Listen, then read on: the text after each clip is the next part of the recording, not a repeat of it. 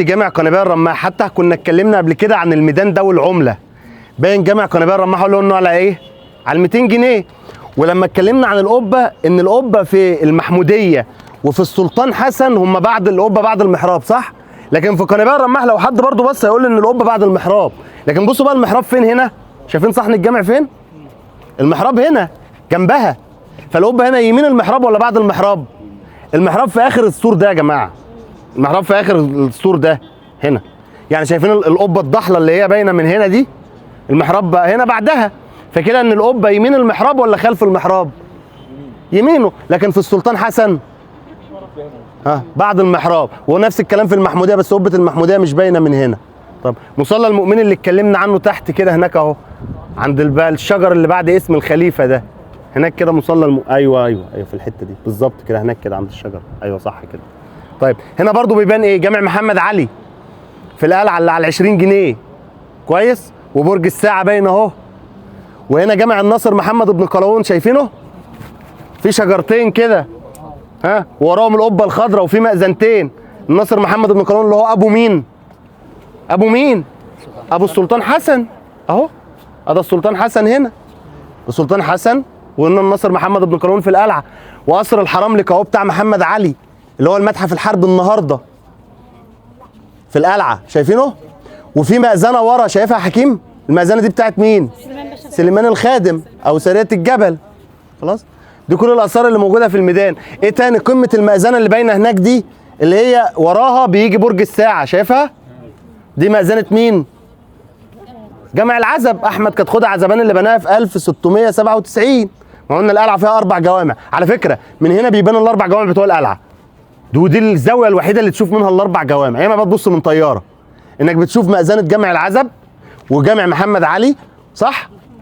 شفت مأذنه جامع العزب؟ جبتها؟ مأذنه جامع محمد علي، جامع محمد علي كله باين. بعدين جامع الناصر محمد بن قلاوون. بعدين مأذنه جامع مين؟ جامع سرية الجبل. ال4 جوامع اللي في القلعه. احنا هنروح كده تحت في الحته اللي هناك دي بقى دار المحفوظات اهي. تحت هنا شايفها؟ دار المحفوظات قبل المأذنه. شايفين مش في مبنى قبل المأذنه؟ دي دار المحفوظات، هننزل نتكلم عليها برضه. في هنا من الاثار المهمه الميدان تحت اهو اللي قلنا اهم ميدان. في ايه تاني؟ انت كوبري جامع السيده عائشه باين. يا جماعه لحظه. جامع السيده عائشه اللي على 25 قرش على ربع جنيه. وجامع احمد بن طولون يبان من هنا. السيده نفيسه باينه. السيده نفيسه هناك اهي. شايفها؟ اهي دي السيده نفيسه. بالظبط كده دي السيده نفيسه. انت جبت السيده عائشه صح؟ والسيده نفيسه وباب العزب تاني اهو. ارجع تاني لباب العزب. انا اقول لكم يبقى يستاهل ولا لا؟ جامع الرفاعي اللي على 10 جنيه يبقى جامع السلطان حسن على 100 وجامع الرفاعي على 10. خليك انت. انا عامل زي يوسف شاهين اللي ماسك المصور بتاعه. اثبت انت مالكش دعوه بحد. انا ايدي ثابته يعني بشوف لك حاجات يعني. لا ماشي خلاص خليك انت في شغلك. بس جامع الرفاعي كان موجود يا جماعه بقى وقت الغزو الفرنسي. ما الرفاعي قلنا ابتدوا يبنوه امتى؟ 1869 خشيار هانم. وهنا جوهر اللالة. تحتنا جامع قنباية الرماح بان كويس اهو الصحن بتاعه. جوهر اللالة اهو المأذنة اللي احنا كنا. تعالوا كده الناحية دي. دكتور انت كنت بتسأل على ايه؟ هنا بصوا البمارسيل المؤيدي ده هننزل نشوفه حالا. بصوا يا جماعة كويس. المؤيد شيخ اللي بناه في العصر المملوكي الجركسي. ده اتفتح 823 هجري. القبه اللي هي بتاعت هي المدخل. هي المدخل.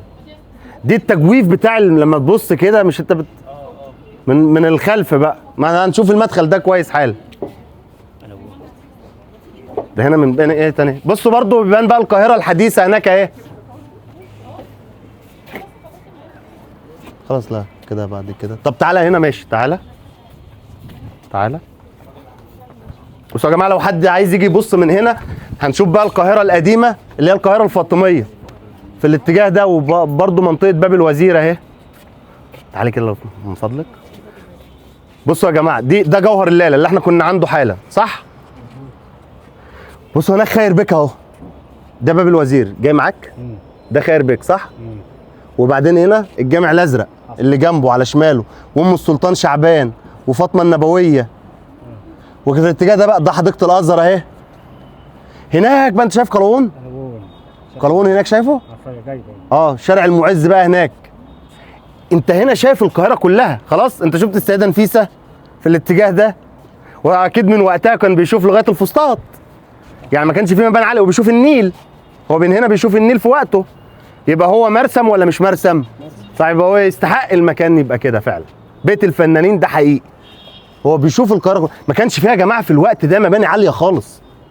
انا بتكلم في ايام الغزو الفرنسي 1798 كان اعلى مبنى من طابقين ثلاثه في مصر كلها. ما كانش فيه ما كانش فيه حاجه اسمها 5 ادوار اصلا. وهو هنا على مكان عالي. الايه؟ ده جوهر اللالة. ده اللالة جوهر اللي احنا كنا فيه. ما احنا قلنا بقى ده خير بك هناك بقى، المأذن بتاع خير بك وكده. تمام كده.